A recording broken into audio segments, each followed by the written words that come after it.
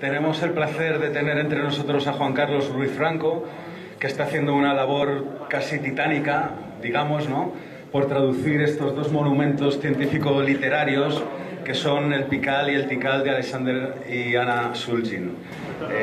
Bueno, es un placer tener aquí a Juan Carlos. Desde luego es una alegría poder contar con las versiones en español del Pikal y el Tikal.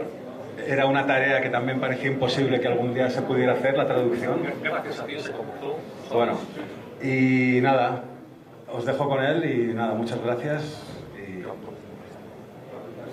si vas a estar de mejor este, y si vas a estar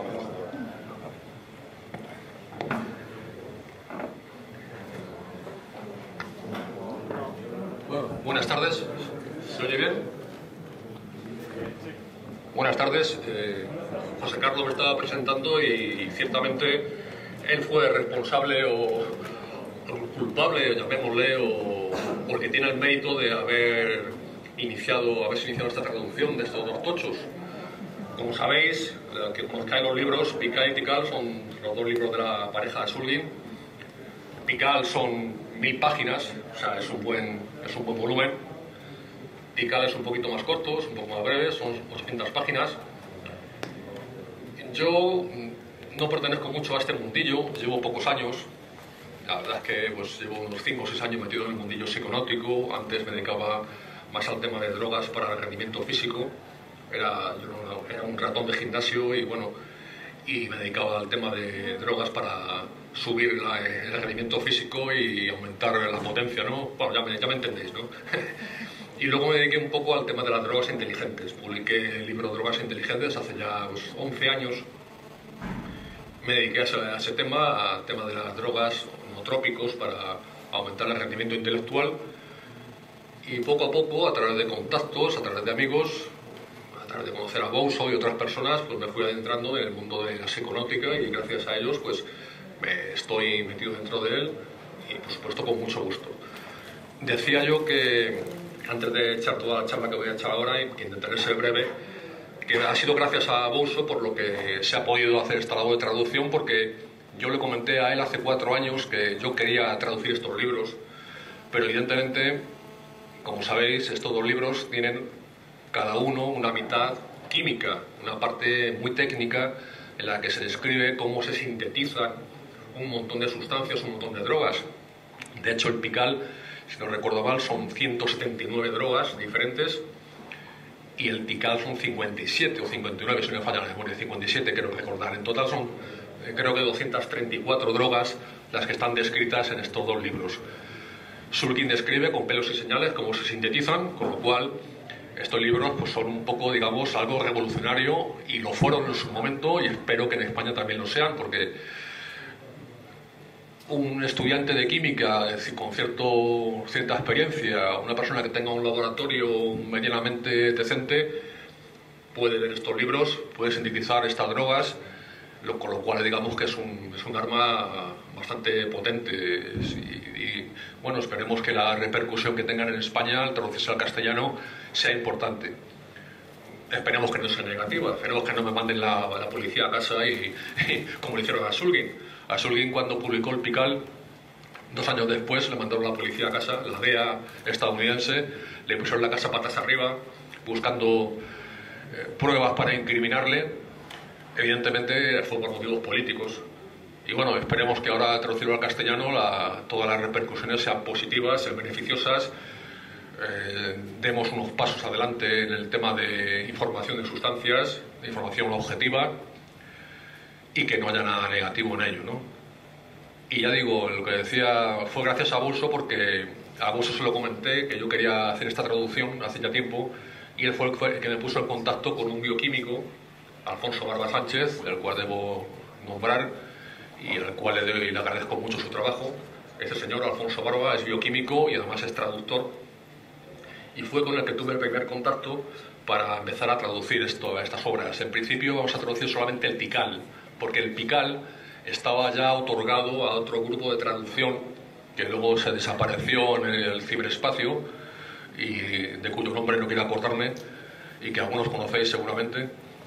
Y bueno, y cuando Anne Shulgin y su editorial se dieron cuenta de que el Pical no iba a ser traducido al castellano, pues también nos lo concedieron a nosotros y entonces nos pusimos a la labor. La labor comenzó hace justo un año, hemos estado un año justo traduciendo y hemos sido pues prácticamente 6 personas en el núcleo central y unas cuantas más personas, digamos, de apoyo que nos han ayudado a traducir ciertos capítulos o que no, en ciertos momentos en que nos ha faltado tiempo, pues nos han echado una mano para avanzar y progresar y que sea la labor fuera más rápida, pero incluso con eso ha sido cuestión de un año. Los libros están actualmente en producción editorial, la editorial lo está maquetando, lo está diseñando, está ya abierto el plazo de reservas, los libros no sabemos si se venderán solamente a las personas que los reserven o no, no sabemos si va bien el proceso de reservas y entonces habrá un fondo editorial y se seguirán vendiendo después, posteriormente. Si tenemos un buen éxito, habrá incluso una impresión de ejemplares para que llegue a las librerías más grandes de España, pues tipo Corte Inglés, la Casa del Libro, la FNAC. Bueno, todo depende de cómo vaya este mes, de cómo transcurra este mes de plazo de reservas y de cómo responda la gente y sobre todo pues, que todos los interesados en ellos que sepan que estas dos Biblias, porque realmente son la Biblia, son como si fuera Antiguo Testamento, Nuevo Testamento de la droga de síntesis. Esta Biblia de la droga de síntesis, al pasar al castellano, esperemos que se enriquezca con ello todo el arsenal de conocimiento que tenemos de sustancias en nuestro idioma.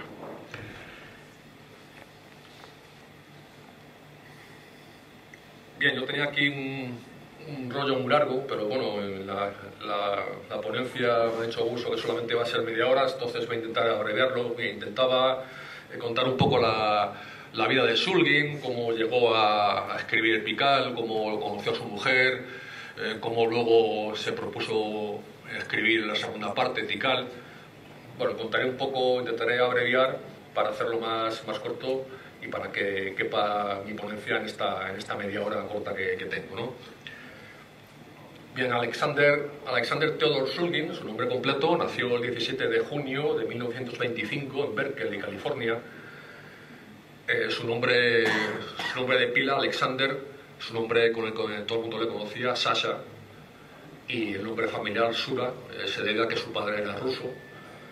Sasha, como sabéis, es el diminutivo de Alexander, y Sura es todavía más diminutivo, sería como Alejandrito o algo así, ¿no? Como se llaman los niños pequeños en Rusia, niños que se llaman Alexander. Sasha de pequeño era un niño pacífico, de pequeñito él siempre decía que odiaba las peleas, nunca le gustaban los conflictos, huyó siempre de las polémicas, pero sí siempre fue un niño prodigio. Desde el principio destacó en inteligencia, destacó en muchas actividades, tocaba el piano, tocaba la viola, tocaba el violín, escribía poesía desde muy niño, hablaba en inglés, por supuesto, porque nació en Estados Unidos, evidentemente, también dominaba el ruso, dominaba el francés, pero a pesar de todo esto, a pesar de este bagaje intelectual, de esta potencia intelectual, siempre intentó, él lo ha reconocido, no destacar demasiado. Él era sabedor de que en este mundo en que vivimos, destacar no es demasiado bueno a veces, y para no despertar resentimientos o envidias. Intentó siempre pasar desapercibido, quería siempre estar a un nivel muy bajo. De hecho, Shulgin, y es el motivo por el que no es demasiado conocido en este mundillo de las drogas. Bueno, el mundillo de las drogas sí que lo conocemos, ¿no? Pero la gente de fuera del mundillo prácticamente no conoce el nombre de Shulgin, y es porque ha intentado mantener un perfil muy bajo frente a otros personajes célebres como Hoffman, que es súper conocido y conocen en todo el mundo, prácticamente se dedique al tema de las drogas o no. Lo que sí también decía Shulgin, aparte cuando era niño, decía que le gustaban mucho los sótanos. No se sabe si eso fue una premonición o no. Los sótanos, evidentemente, su primer laboratorio lo montó en un sótano. Cuando era pequeñito, los sótanos lo utilizaba para esconderse. Como era tan pacífico y huía de las peleas, cuando tenía algún problema se escondía en el sótano. Bueno, él dice él mismo que se hizo un especialista en sótanos. Y claro, evidentemente, su primer laboratorio lo fundó en un sótano, en el sótano de su casa, con solo 7 años.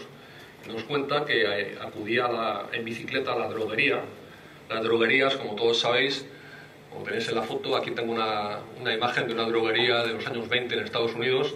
Pues las droguerías, evidentemente, como también había en España, son los establecimientos donde se vendían drogas de todo tipo, hasta que se han ido prohibiendo pues drogas de todo tipo sin ninguna restricción. Luego, evidentemente, se fueron restringiendo y cada vez el tipo de drogas que se ha ido vendiendo ha sido más limitado, ¿no? Bien, entonces Shulgin acudía a la droguería a comprar sus primeras sustancias para hacer sus primeros experimentos con solo 7 años. Después nos cuenta también él mismo en El Pical, en el primer libro que hemos puesto, bueno, no lo he dicho antes, pero tiene, aparte de la parte técnica, todos sabéis que tiene una parte autobiográfica. Entonces en El Pical nos cuenta que también durante su adolescencia, cuando estudió la enseñanza secundaria, también intentó pasar desapercibido totalmente, no intentó destacar, no se hacía ver por nada, mostraba así un perfil muy bajo. Y bueno, con 16 años, como tenía esta capacidad intelectual, con 16 años ya pudo acceder a la universidad, aprobó el examen de acceso a la Universidad de Harvard, estuvo allí un año estudiando química, pero según cuenta él mismo fue un completo fracaso. La Universidad de Harvard era una universidad muy elitista, una universidad, como él dice, de ricos, de gente adinerada, de gente importante, y él no era, dice él mismo, ni rico, ni importante, ni nada por el estilo. Con lo cual ese primer año en que estudió química fue un completo fracaso, fue una pérdida de tiempo, para él fue una decepción. Tuvimos la suerte de que no odió la química, sino que luego siguió con ella, ¿no? O sea, simplemente lo que hizo fue dejar esa universidad, y lo que hizo fue justamente en ese momento, cuando dejó la Universidad de Harvard, coincidió con que los Estados Unidos entraron en guerra. Hablamos del año 41, la Segunda Guerra Mundial, y se alistó en la Marina. Decidió, como era joven, a pesar de que había sido siempre un intelectual, decidió correr un poco de aventura y decidió enrolarse en la Marina para tener un poco de mundo, ¿no? Para rodarse un poquito por estos mundos que son tan duros, como todos sabemos, ¿no?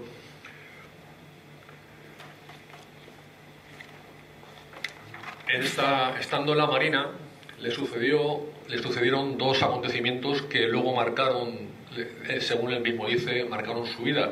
El primero fue que tuvo una herida en un dedo, en el pulgar de la mano izquierda, y resulta que para el dolor tan grave que sufría le inyectaron morfina.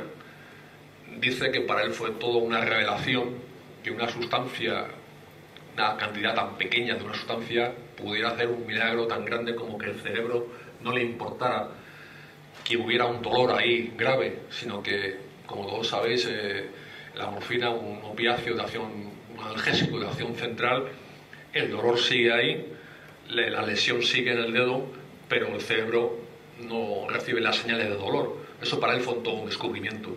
Fue uno, digamos, de los alicientes que le impulsaron a estudiar química, bueno, en este caso a seguir con la química, porque ya lo había intentado en Harvard.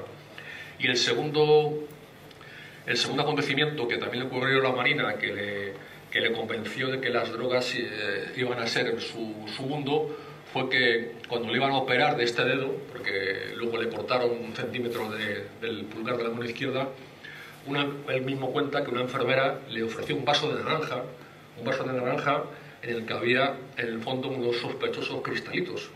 Claro, el muy observador se dio cuenta de los cristalitos, muy obediente también, se bebió el vaso de zumo de naranja y pensó, bueno, esto seguramente es un anestésico muy fuerte, es un sedante muy fuerte, pero yo voy a hacer toda mi voluntad para no quedarme dormido. A pesar de todo eso, se quedó profundamente dormido.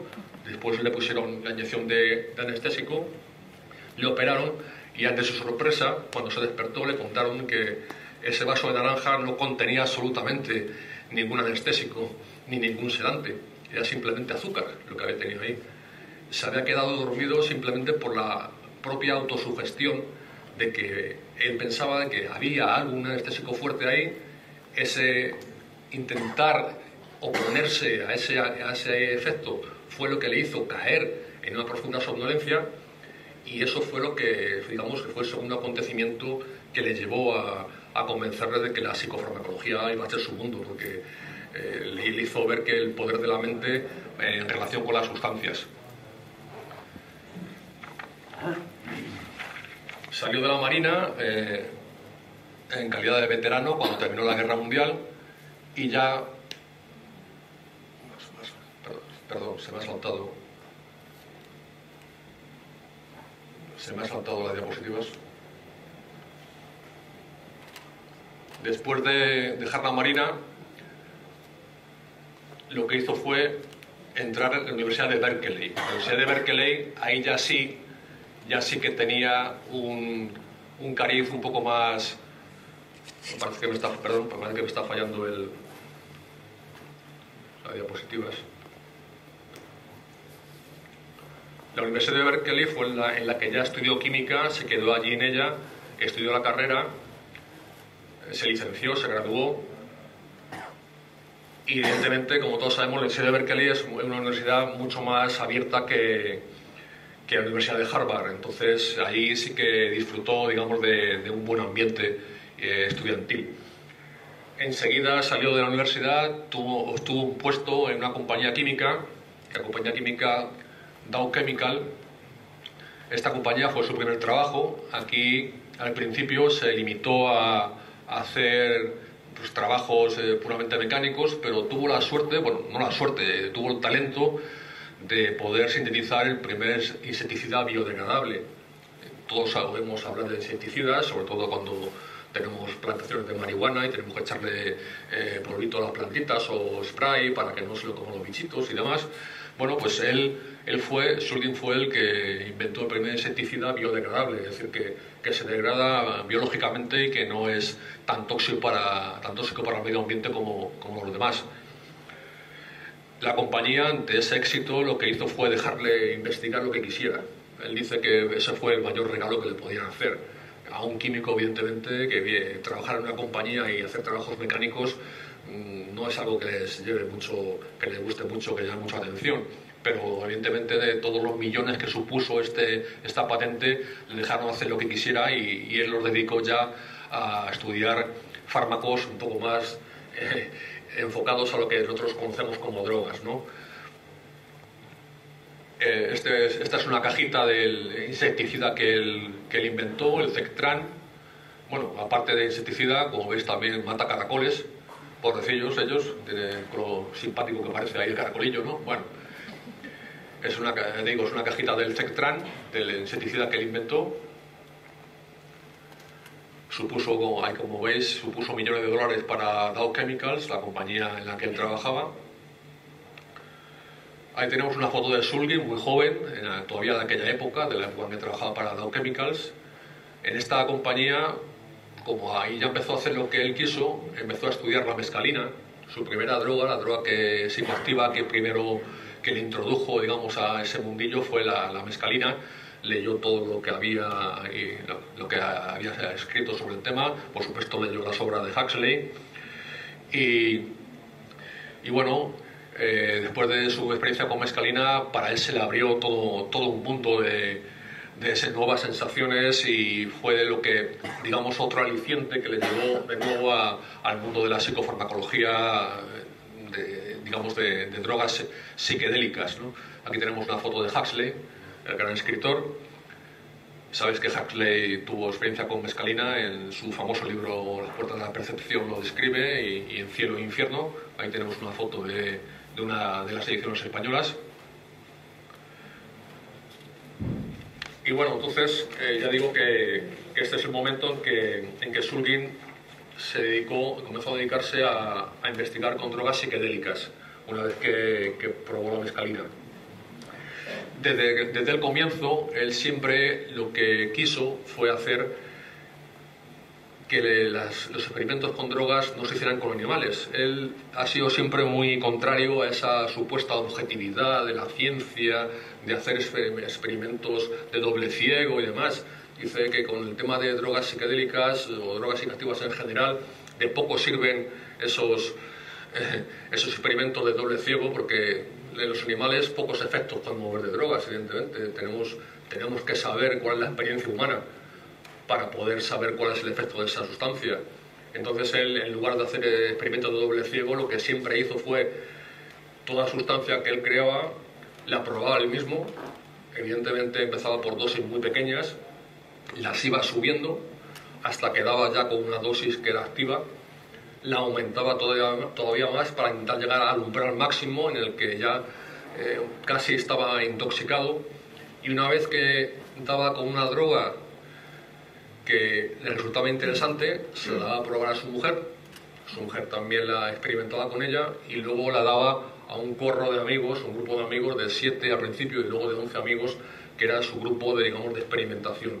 Ese grupo de experimentación fueron los que luego en los libros Picalytical tenemos ahí varios trip reports, es decir, en Picalytical, después de cada sustancia, tenemos una serie de relatos, algunos más breves, otros más extensos, de experiencias de personas con esas sustancias. Tenemos con MDMA, con 2CB, con 2CI, con 2CD, con 2CE, con mescalina, etc. Digamos que entonces la parte química de Picalytical, aunque sean un poco áridas en el tema de que son puramente técnicas, porque describen la síntesis, a pesar de ello también tienen una parte más didáctica, más divulgativa, que es esta parte de trip reports que nos cuenta Shulgin y su mujer. Y como digo, todos ellos, desde el principio, su objetivo siempre fue hacer experimentos humanos, experimentos no de doble ciego, sino todo lo contrario, experimentos en los que cada uno aportara su subjetividad, contara sus propias experiencias y apartarse un poco de toda la corriente esa pseudo experimental, que sí, que es cierto que en algunos ámbitos es buena, pero para él, para las drogas psicodélicas, desde luego no le parecía algo apropiado, ¿verdad?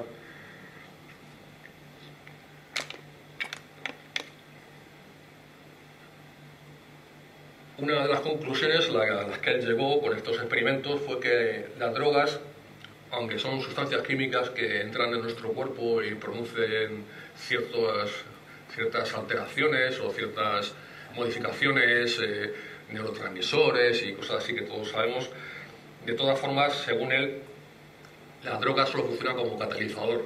La droga no hace nada en sí, sino que lo hace es nuestro cerebro a responder ante la droga.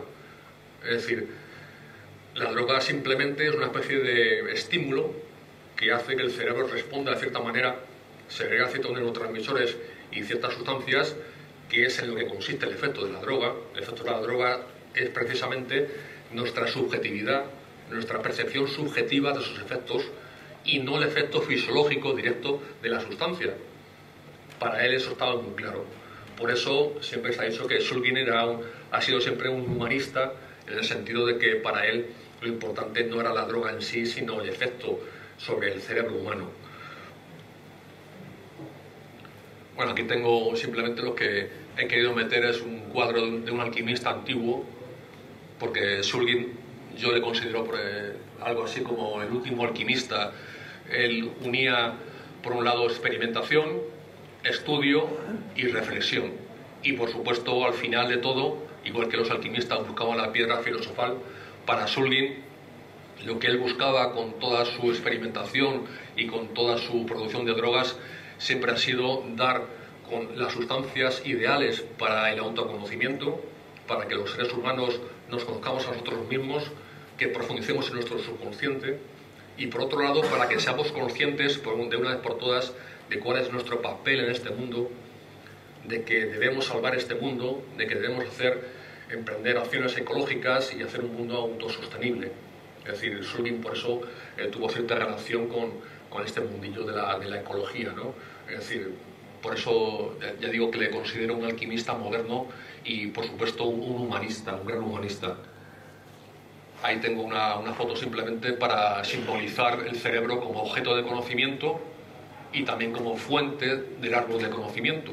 Para Shulgin, con las sustancias se despiertan ciertas funciones del cerebro que nos permiten autoconocernos, conocer nuestro inconsciente, y luego aparte de eso, él también creía en el antiguo, lo que se llamaba isomorfismo en la Grecia antigua, entre microcosmos y macrocosmos. Como algunos sabéis, si habéis estudiado filosofía o historia antigua, el tema del microcosmos, el ser humano, se considera un microcosmos porque es el universo en pequeño, y el macrocosmos sería el universo. Ese isomorfismo entre hombre y universo es lo que permite poner en contacto el ser humano con todo el mundo en completo. Por eso Shulgin creía en este isomorfismo y por eso pensaba que este autoconocimiento a través de las drogas nos permitiría conocer mucho mejor todo el mundo que nos rodea. Bueno, ya no voy a leer nada más porque queda poco tiempo, y lo que voy a hacer va a ser seguir las diapositivas y explicándolas un poquito para terminar, porque son muchas diapositivas las que tengo. Bueno, aquí vemos ya un Shulgin maduro, en su mejor época. Shulgin trabajó en esta empresa química que he dicho, Dow Chemicals, trabajó unos 10 años más o menos, pero claro, llegó un momento en que como él hacía experimentos con drogas psicodélicas, y fue además coincidiendo con los años 60, con los alocados años 60, con todo el tema del LSD y todo el tema de cuando empezó la prohibición de drogas psicodélicas, la compañía Dow Chemicals empezaron a ponerle pegas, y entonces ya no pudo experimentar con tanta libertad como podía hacerlo. De hecho, llegó un momento en que le prohibieron utilizar el nombre de la compañía para firmar los artículos. Lo que hizo fue simplemente despedirse de la compañía, dejó un estupendo sueldo, porque cobraba un sueldo bastante elevado, y se instaló en casa simplemente para producir drogas a destajo, a tutiplén, a todo meter, sin más ingresos que una pequeña pensión que le quedó, y creo recordar que unas antenas de telefonía que puso en su propiedad. Es decir, dejó un trabajo bien remunerado para encerrarse en su laboratorio, dedicarse a producir sustancias químicas para ese objetivo que ya he explicado, para autoconocimiento y conocer mejor el universo, y dejó ese trabajo y se encerró en el laboratorio para coger de forma, él hacía las sustancias, se utilizaba lo que ya se llama fuerza bruta. Si los químicos, los que saben mucho del tema, cogen una molécula, en este caso, como tenemos dos libros, pical y tical. Pical es feniletilamina, que he conocido llamado, o sea, se dedica a feniletilamina, y pical se dedica a las triptaminas. Bueno, los químicos cogen una estructura, en este caso la feniletilamina o la triptamina, le añaden un átomo por aquí, un enlace por allá, y enseguida obtienen una sustancia nueva. Claro, quien sabe mucho del tema no tiene más que añadir cierto componente y obtiene una sustancia nueva. Evidentemente, esa sustancia, cuando se crea, no se sabe todavía qué efectos puede tener. Dice Shulgin que todavía no se ha hecho nada. Cuando se obtiene una nueva sustancia, todavía no se tiene una nueva droga, en realidad. No sabemos todavía nada. En la prueba, cuando se da cuenta de que realmente es relevante, se la da a su mujer, se la da al grupo de ensayo que tenía, al grupo de amigos, y entonces es cuando la droga realmente, digamos, que toma forma, cuando realmente se ha comprobado que tiene efectos importantes, efectos prometedores sobre la psique humana. Aquí tenemos a su mujer, Anne Shulgin. Anne Shulgin fue psicoterapeuta, tuvo varios matrimonios fallidos antes de conocer a Sasha, tuvo varios hijos de esos matrimonios, pero acabó con todos ellos muy mal, y ya pues creo que fue a mediados de los 70, cuando conoció a Sasha. Enseguida se dio cuenta de que era el hombre de su vida, se fue a por él de forma descarada. De hecho, en el Pical cuenta como todo el proceso de seducción de ella hacia él, porque él, bueno, como científico era un poco más frío. Además, él tenía bastantes mujeres a su disposición, digamos. En cambio, Anne Shulgin estaba totalmente enamorada de él y intentó por todos los medios que se fijara en ella, hasta que por fin lo consiguió. Y de hecho, según cuentan en el Pical, el momento en que se enamoraron o se atrajeron mutuamente fue en una toma de MDMA. Shulgin le introdujo a Anne a la MDMA, hizo su primer viaje de MDMA con él, y fue cuando se dieron cuenta de que estaban hechos el uno para el otro. O sea que la MDMA, digamos que aparte de, como todos sabemos, la droga del amor o la droga de la sensualidad, de hecho, con la pareja Shulgin también funcionó de esta forma. Aquí tenemos también otra foto de Anne Shulgin, aquí ya bastante maduros, bastante maduritos, ya esto de hace unos 15 años más o menos. ya con cierta edad. Casi siempre en las fotos, es curioso, se le ve sonriendo. No sé si... No, yo no creo que fuera pose, ¿no? Yo creo que simplemente es que de verdad transmitían simpatía y cuando estaban juntos se tenían tanto aprecio y tanto cariño que la sonrisa les salía sola. Ahí le vemos paseando también ya con cierta edad.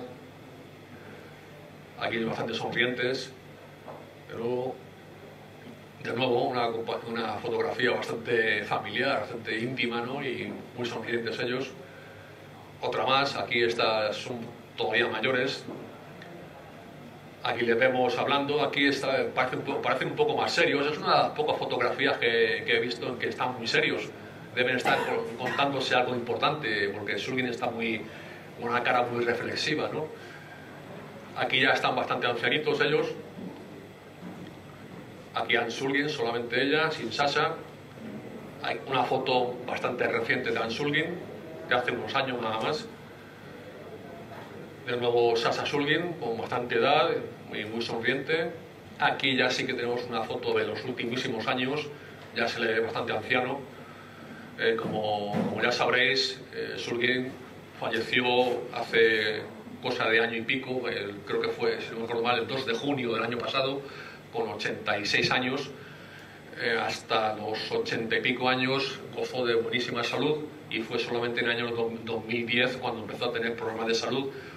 Tuvo un ictus en primer lugar, un pie que se la gangrenó y ya empezaron a salirle diversos problemas de salud que al final acabaron con él. Y de hecho lo último que acabó con él no fue ese ictus ni esa gangrena, sino fue un cáncer de hígado. Tuvo mala suerte al final, se cebó con él la mala suerte y tuvo varias enfermedades que al final le llevaron a la tumba.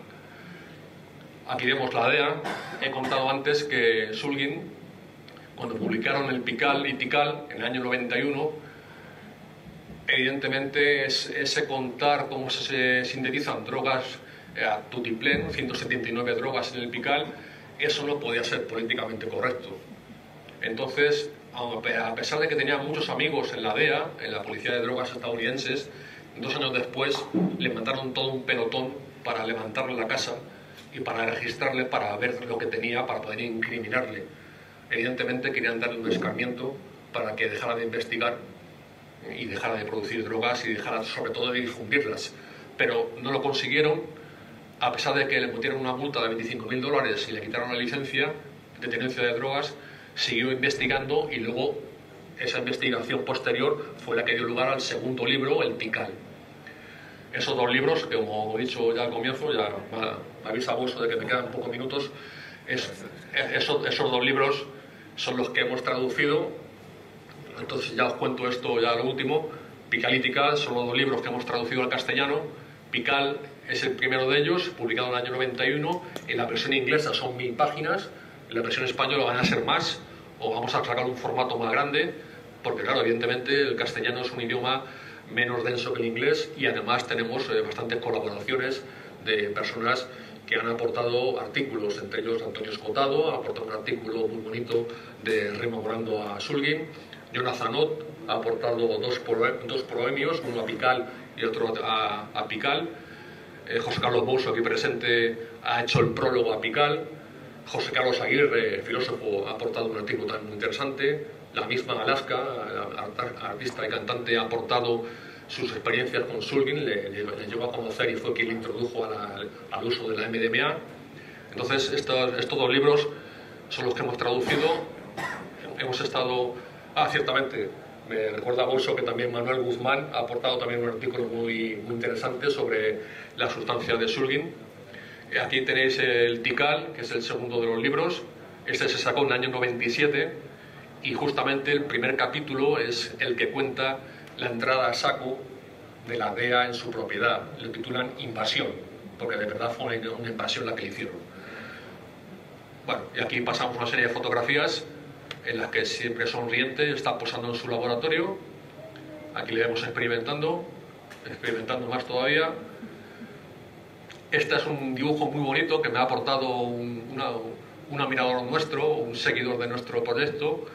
Es Shulgin entre cactus, es un dibujo original que vamos a integrar en los libros. Esta es la portada nuestra de nuestra página web, sulgin.es. Es un montaje que hicimos con una foto suya y una serie de reflejos. Bueno, aquí tenemos unos cuantos frasquitos suyos. Es curioso que en los frasquitos él nunca ponía el nombre de la sustancia, sino que ponía la fórmula estructural química. Fijaos, claro, evidentemente él era un especialista en esos temas, entonces para él era mucho mejor poner la fórmula estructural para saber lo que era que poner el nombre por el cual nosotros conocíamos a esa sustancia. Y aquí tenemos los dos maravillosos y enormes libros, de nuevo, que hemos traducido nosotros, que hemos estado un año entero, ya digo, con 6 personas en el núcleo central y varias personas de ayuda, y que vamos a publicar dentro de nada. Ya, de hecho, el plazo de reservas está abierto, la gente se puede apuntar para pedir los libros. Estos libros solamente podemos asegurar que se puedan conseguir si se piden con antelación, si se paga la reserva. No sabemos cómo responderá la gente, cómo responderá el público, por tanto no sabemos si podremos imprimir ejemplares adicionales para tener en el fondo editorial. Una editorial Manuscritos, colabora con nosotros y es la que ha llevado está llevando el proceso de producción editorial y luego de impresión. Si el proceso de reservas no sale bien, tendremos ejemplares adicionales, podremos tenerlo en fondo editorial, los libros se seguirán vendiendo y si sale todavía mejor, pues como he dicho antes, se podrá llevar a librerías y podremos conseguir que el público general, el público no psiconauta, conozca por fin la obra de Sulgin. Bien, aquí tengo una serie de fotos simplemente de fórmulas químicas, la fórmula de MDMA, pastilla de éxtasis, más pastilla de éxtasis, son simplemente curiosidades, ¿no? Aquí tenemos una foto, un botecito de MDMA con, veis, 120 miligramos, además está en la dosis aconsejada, la dosis normal aconsejada, con varios dibujos de pastillitas, la fórmula de la 2CB, no he dicho que la 2CB, el famoso Nexus, fue una creación de Sulgin. Sulgin no creó la MDMA, se le considera el padrino de la MDMA porque lo redescubrió, pero sí que descubrió la 2CB, esa sustancia tan maravillosa que muchos tomamos cuando estamos en fiestas y que despierta nuestra sensualidad, fue una creación directa de Sulgin. La fórmula de la 2CD, otra de las sustancias suyas, fórmula de la 2CE, una sustancia psicodélica bastante potente, fórmula de la 2CI, una de las favoritas del público, fórmula de la ALLAB, es una RC actualmente que tiene bastante tirón, últimamente se está vendiendo bastante en los black markets, la DMT, la molécula de Dios, la molécula divina, con la cual, bueno, ya sabemos que las preparaciones de ayahuasca lo que contienen son DMT más un imao que permite que funcione en el cuerpo por vía oral. Perdón, ya me está diciendo que termino. Y bueno, lo último que quiero decir simplemente es que todas estas drogas, aparte de que estoy aquí enseñando las fórmulas, todas estas drogas también están explicadas en estos libros de Sulgin. Sulgin explica el proceso de síntesis, cómo se sintetizan en cualquier laboratorio, lo explica de forma muy didáctica, mucho mejor que los propios creadores de esas drogas, y muchas de ellas, de las 234 drogas en total que tenemos en estos dos libros, la mayoría, unas casi 200, son creación suya. Bueno, y aquí tenemos fotos de los colaboradores, fotos de Escotado, fotos de Jonathan Ott, que aportan 2 artículos, hemos dicho, los 2 libros, Alaska, que también aporta sus experiencias, aquí el señor de al lado, José Carlos Bouso, autor del prólogo apical, Cao de Villa, que se me ha olvidado, también aporta un artículo muy interesante a esta edición en castellano de Pical y Tical, José Carlos Aguirre, filósofo, Manuel Guzmán, que también colabora con nosotros con un artículo muy bonito, y por fin, bueno, aquí tenéis otra vez los libros y la dirección de nuestra página, donde tenéis toda la información de cómo conseguir los libros, de cómo hacer el plazo de reservas, de cómo poder conseguirlos si realmente os interesa tenerlos en castellano. Después de muchos años, ya el último que digo ya, lo prometo, se ha intentado en varias ocasiones traducir estos libros al castellano, ha habido varios intentos, se abandonaron porque se vio que era demasiado caro hacerlo, había que pagar a los traductores con demasiado dinero, además era un proyecto muy costoso. Nosotros lo hemos hecho, lo hemos intentado, lo hemos conseguido, ha sido mucho trabajo, un año entero, pero bueno, ahí está la labor y los libros estarán disponibles dentro de mes y medio y, como ya os he dicho, se pueden reservar ya mismo para poder tenerlos de forma segura y no tener que esperar a que podamos tener ejemplares adicionales que no sabemos si los tendremos o no. Nada más. Esto es todo. Muchas gracias.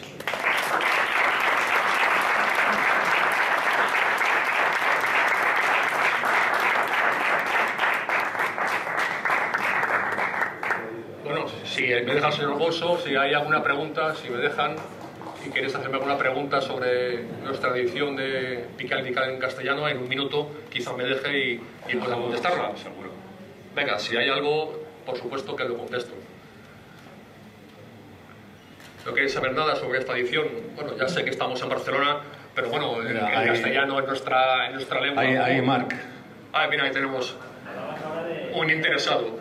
De las dificultades del proyecto de traducción, ¿no? Estás trabajando sí. En la traducción. ¿Cómo lo habéis hecho a nivel económico? ¿Cómo habéis... Pues ha sido todo por amor al arte. Ha sido invertir mucho trabajo, mucho esfuerzo, mucho tiempo quitado de otras cosas, dedicarlo a traducir. En mi caso, no solamente a traducir, sino también a dirigir, a coordinar el proyecto, a tener coordinada a todas las personas y, por supuesto, y luego a darle difusión, porque claro, sin difusión no hacemos nada. Ha sido un año entero de mucho trabajo, mucho esfuerzo y ya digo, en principio el beneficio es cero, tenemos totalmente asumido que no vamos a ganar nada, no nos importa, lo importante es que estas dos obras, estas dos Biblias, estén en castellano, por de una vez por todas. Si conseguimos que se nos pague nuestro trabajo, pues mucho mejor, pero de momento lo importante ya está hecho. Claro, me parece una labor titánica de traducir. Sí, ha sido muy duro, sí. No son libros fáciles, o sea, hay vocabulario muy específico, hay argot, hay jerga. Sí, la parte técnica, por supuesto, menos mal que hemos contado con dos bioquímicos, aparte de Alfonso Barba, con Ricardo Martí Corena, otro bioquímico y también traductor, que conoce mucho del tema y del tema psiconáutico.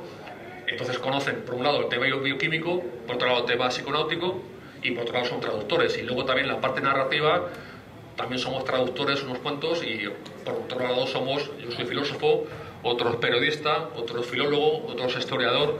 Es decir, como hemos sido un equipo multidisciplinar de personas, nos hemos podido hacer con la terminología, con esa jerga que utilizan los Sulgin cuando nos cuentan sus experiencias, tanto en la parte química como en la parte narrativa. Yo creo que es una contribución increíble, que no sé cómo se paga de hacer esto, pero es una labor titánica. Muchas gracias. Desde luego, la única forma de pagarlo sería que os animo a que compréis los libros. Es lo primero.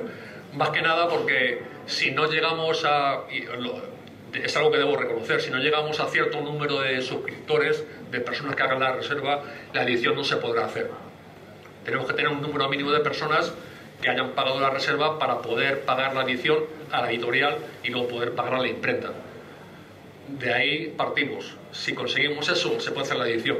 Si no conseguimos eso, no se puede hacer. Por eso os animo a todos los que os interesa el tema a que hagáis la reserva y también a que difundáis el tema y lo digáis a todos los posibles interesados en estos dos libros. Pues muchas gracias por tus ánimos.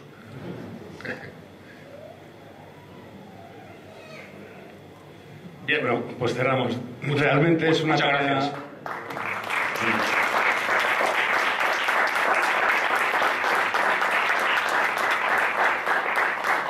Sí, yo quiero cerrar también porque realmente es una tarea titánica, es un trabajo que no sabemos cómo os podremos agradecer a ti como director y al resto de los traductores. Se intentó varias veces, como has dicho, hacerlo en el pasado y fue imposible. Cierto.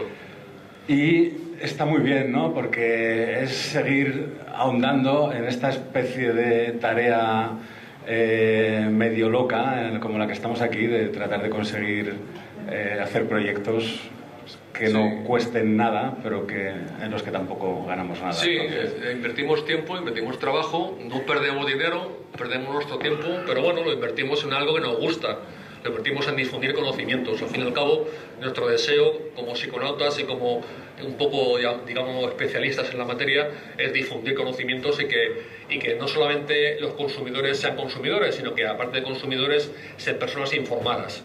Pues este es nuestro propósito y este es el propósito de esta traducción, que como ha dicho Bosso, pues ha habido varios intentos y no se pudieron llevar a cabo y por fin se ha podido llevar a cabo. Ahora hace falta que el último paso es que se pueda imprimir los libros. Vale. Muchas gracias. Gracias, doctora. Para cerrar, simplemente decir que hay un voluntario que ha venido a las jornadas, Abraham, que se le ha dejado el coche tirado y la furgoneta, que era donde dormía. Entonces, si alguien tiene un sitio para dormir esta noche, pues, le agradeceremos si acoge a Abraham. Y nada, vamos a parar y en un par de horitas